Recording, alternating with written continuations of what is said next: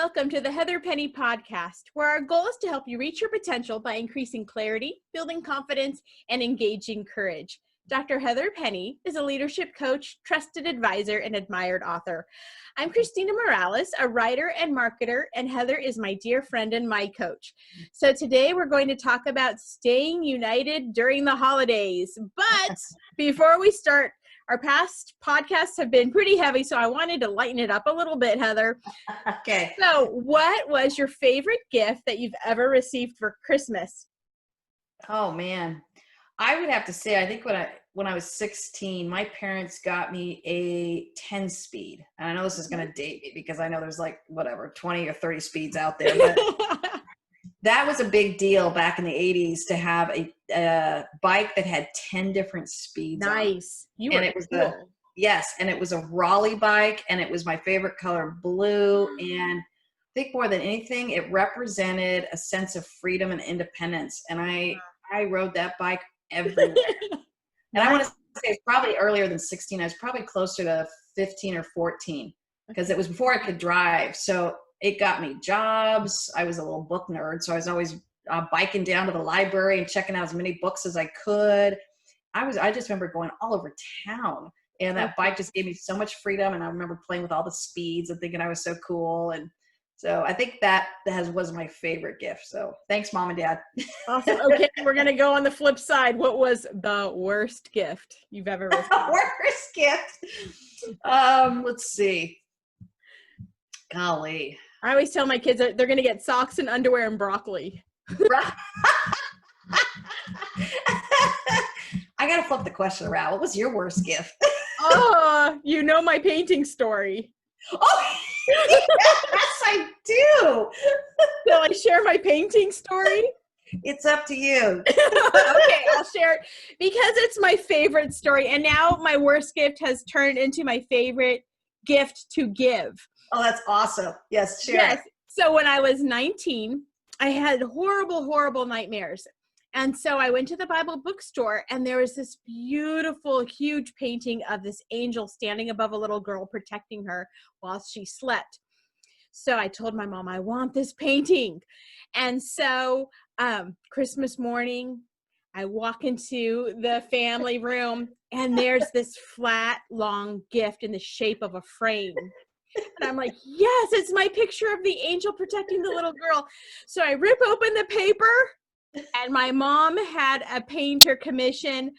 She commissioned a painter to paint a picture of me and Jesus on this big canvas painting, this canvas, and it was an oil painting. And it was my high school graduation picture, and Jesus looked like Kenny Loggins. And my mom is crying. It's so beautiful. He captured your essence. And in my mind, I'm like, what the HE double hockey sticks? Yeah, it was horrible. So now what I've done, last year I started it. I make mugs through Shutterfly, and it says, Jesus loves you and I do too. And it has that painting on it. And I gave it to my sister. And this year I'm having several made for my dearest friends because life's hard. And they need to know that Jesus loves them and I do too. And if they're not a Christian, I say Kenny Loggins loves you and I do too. So, yeah. So my worst gift is now my favorite gift to give. That's awesome. There's no way I could top that. Let's just end with that one. Yes. So Heather, you can either create another income by painting pictures of Jesus and a person, or we can sell my mugs on your website. Leave it up to you. Totally. I'll be thinking about that business venture. Thanks, Chris. You're welcome. You're welcome. 10%. That's all I ask. So now we've gotten that out of the way. Yes. My mom's not listening because she still asks, why isn't it on your wall? My husband gets jealous. No, I don't know. So let's talk about today's topic. Yes. Staying united during the holidays. There are so many things that can divide us. How much money to spend on gifts, which in-laws to spend the holiday with. Yes. We can get stressed and snap at each other. How do we not let the pressure of the season get to us? Well, I'm going to oversimplify this because I know it's not simple, but I'm going to try and get something that's tangible for you all. I would say it starts with where are you at in your life? And then you and your significant other, whether it's your spouse or somebody you're going to doing Christmas with, or if you're by yourself, ask yourself these questions. But where am I at in my life? You know, what can I handle right now? What might be triggering me? You know, I know what I'm going to walk into. You know, you've been doing this for years. You know what you're probably going to walk into. Yep. So then what's some of my buffer plans or my exit strategies, or how do I want to handle certain challenging interactions? I would say you prepare yourself a little bit more internally. In my case, you know, I will turn to my husband and say, how do we want to enjoy Christmas? How do we want to enjoy Easter? How do we want to enjoy Thanksgiving? It's not how are we going to survive this and how we make everybody happy. If that's the only conversation you're having, you're honestly, you're tap dancing for everybody. You're running from house to house. You're trying to make sure you meet everyone's expectations. And I could feel the pull of that in our early years of marriage. And I thought, I'm done with this. I do not want my kids to feel every holiday a stressed out mother. I want to figure out how to enjoy family, extended family, and my family of origin. I want to enjoy it all.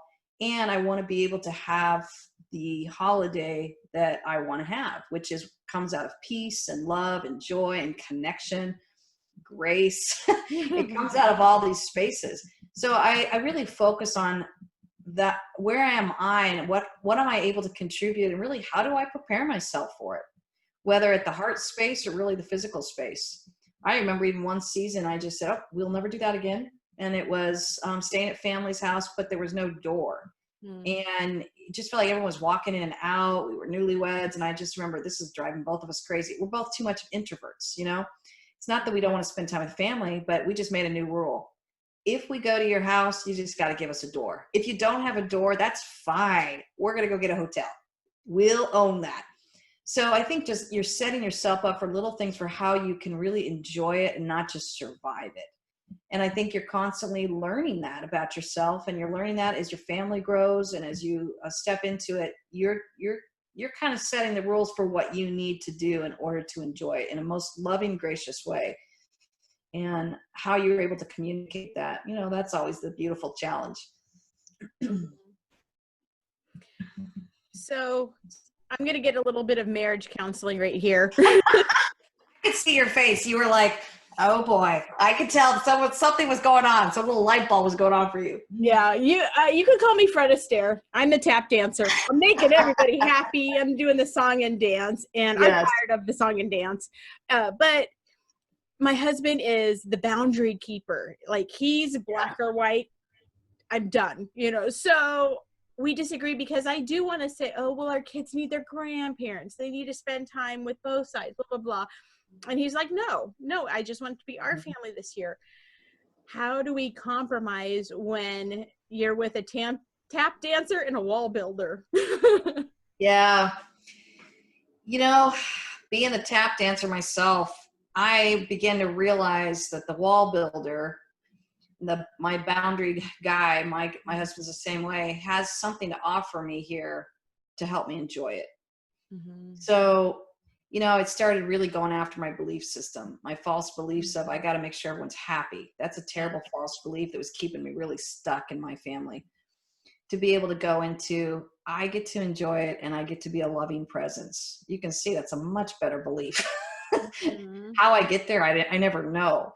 And do I get there well? No, not all the time. But, you know, I think as I continue to shoot for that true belief and hold that well, I get to step into a beautiful holiday season. And I get to, part of doing that, you learn how to evaluate what's going on around me. What am I liking and what am I not liking? How do I speak up about it? How do I step away from it? And so your husband is actually giving you a gift. He's saying, you know what? We get to evaluate this. It's feeling uncomfortable because he's challenging your belief that says, I have to keep everybody happy. It's on me. And it's the holidays. It's a time of family. You know, that's. Yeah. It's a time of family in the way that you enjoy your family, you know, and some seasons it can be really hard to enjoy family. So you need to set stronger boundaries down. Other seasons you might enjoy them, but you're learning, oh, I can only do this much, you know, and you learn a lot of times in hindsight. But, you know, I think that idea of that came from my husband. No, we will always have a door. wherever we go, because it about drove him crazy. Why? Because he stepped into my family of origin where everybody just slept everywhere, and everyone just converged on one house, and it was one big, huge slumber party everywhere. That's not what he grew up with, and he grew up with really strong boundaries. And at first it was uncomfortable, but then I began to realize, oh, he's giving me a gift. Wow, this is really nice. I get to go in and shut the door and get a little space. Well, I'm an introvert. He's an introvert. We were honoring that we needed some introverted space. It doesn't make the family bad. It just means we have to start saying, hey, we're two introverts and a family of extroverts. We can't stay engaged at the level that everybody's wanting from us. Yeah. So you're trying to show up and honor what it is you're able to offer and what you're able to give. Even talk about how long you can stay, to what duration you can stay. So your dear husband's giving you the permission to you're going to be breaking the family rules, which is going to feel awkward and it's going to feel uncomfortable, but you got to see it as it's the best Christmas gift he's given you. Way to go, Vince. Yeah, here's what's ironic though, is because our title is Staying United. So while I'm staying united with my husband, now I'm getting pushback saying, well, you're being divisive. Our family needs to be together and you're being divisive, and he's divisive. He's influencing you and he's putting you against us. And so how do I push back against that argument? I mean, my loyalty has to be to my husband first, because it's my marriage. That's everything. I need to make my house healthy before I can do everybody else's funk. So, well, you're getting falsely accused, and nobody gets to be falsely accused. They're getting to define it, and if it's not true for you and Vince, it's not true. So the reality is they're putting a false belief on you, and you want to reject it.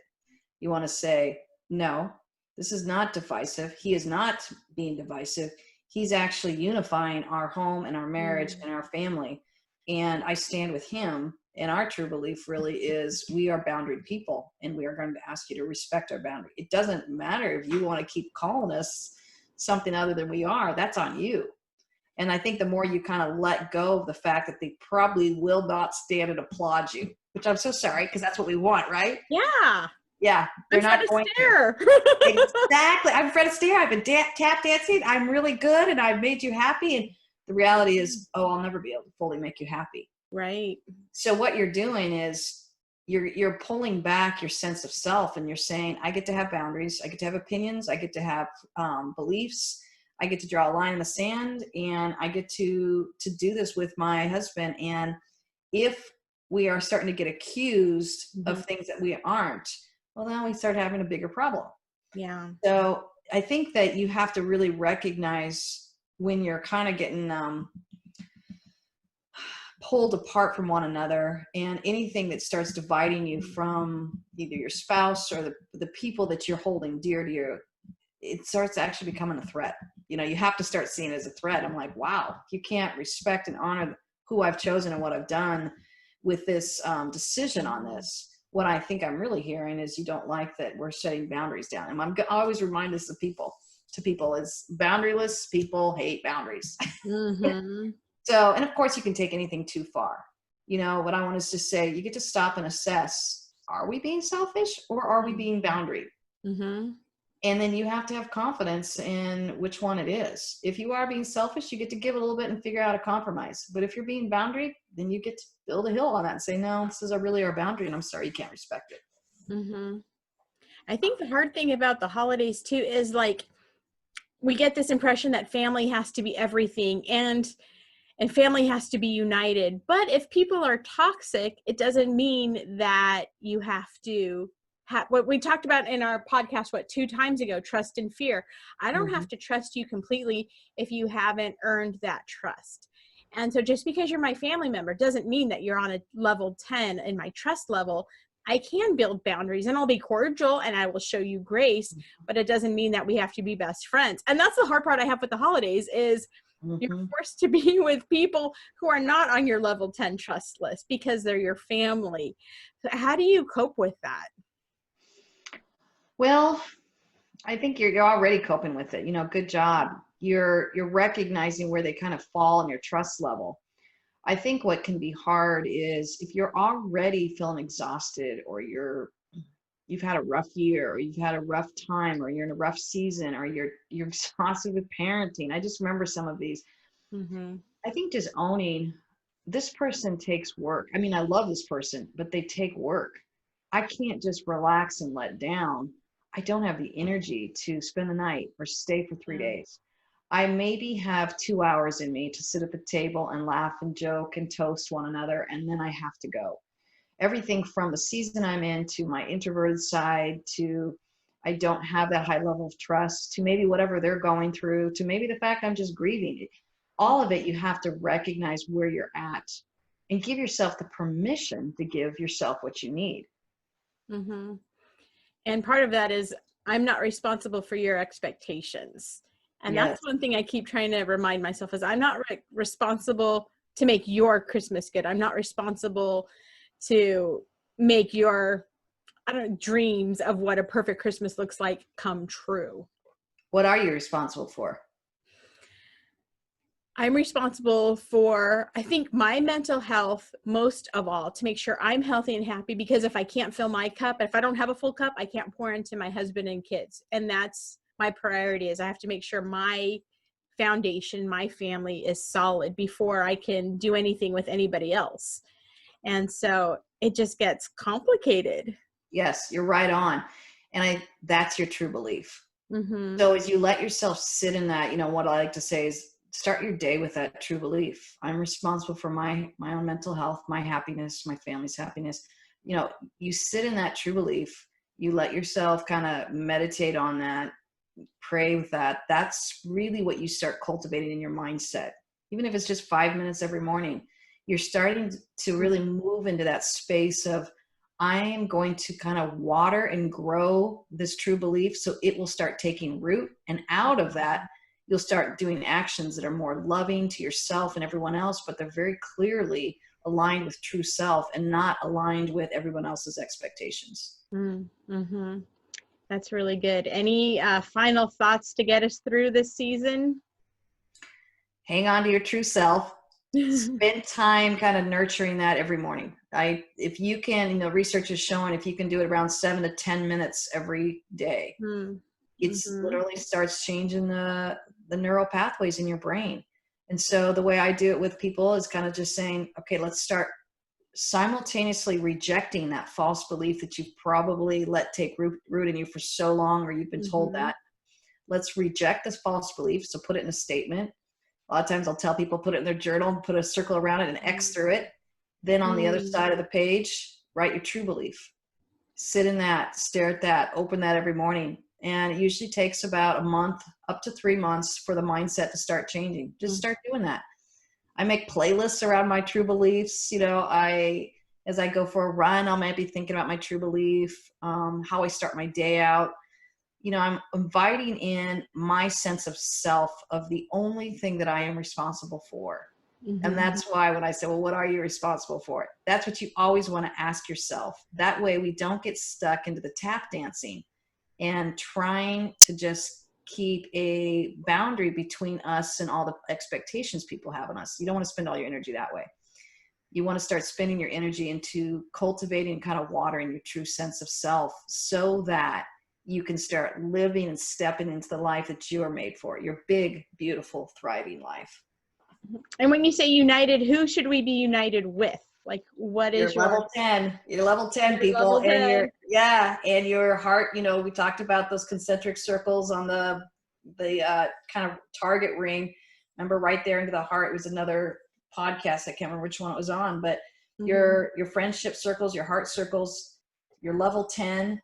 That's who you kind of lean into. You share, hey, there's a false belief I'm rejecting. Here's a true belief I'm hanging on to. And we did it within maybe 2 minutes this morning when I said to my husband, I'm a little scared about Christmas. I want to reject this false belief that I am going to fail at Christmas as a mother. And I want to invite in this true belief that we got this. And he was so beautiful. He's like, oh, honey, it's going to be beautiful. We still don't know what we're going to do yet, but he's able to hold that true belief with me and help me reject that false belief. So what does united look like? What does that look like? I mean, you gave an example there. I think the united is being able to talk at that heart level and share our false beliefs and say, can you stand against this false belief with me? I'm not going to ask him to hold it for me. I'm going to have my own power, but I'm going to invite in my dearest friend and my level 10 guy and say, there's a false belief I'm kind of fighting. Now, here's the true belief I'm reaching for. It's going to be a big, beautiful Christmas. And he's like, yes, it is. So you can see, and that was maybe literally less than 2 minutes. We're able to come together at a united front. Sometimes before we walk into family's house, we'll look at each other and we're like, it's going to be a beautiful time because we've talked about it. We're united in it. And we know what we're going to do. And every year we get better and richer at it. Okay. Even if it means pulled away, that is still doesn't mean you're failing. It just means we need a really strong boundary right now for whatever reason.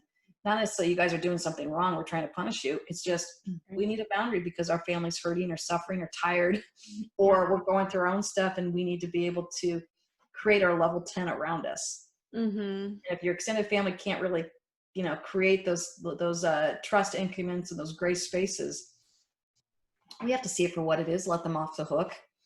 Don't keep trying something that's not working, right? Mm-hmm. Mm-hmm. That's awesome. Thank you. Thank you. Okay. We're going to have a healthy Christmas. A merry and a healthy Christmas. So thank you. May each of you be thriving and caring for your heart during this Christmas. Mm-hmm. Well, that's all the time we have for today. This has been incredible.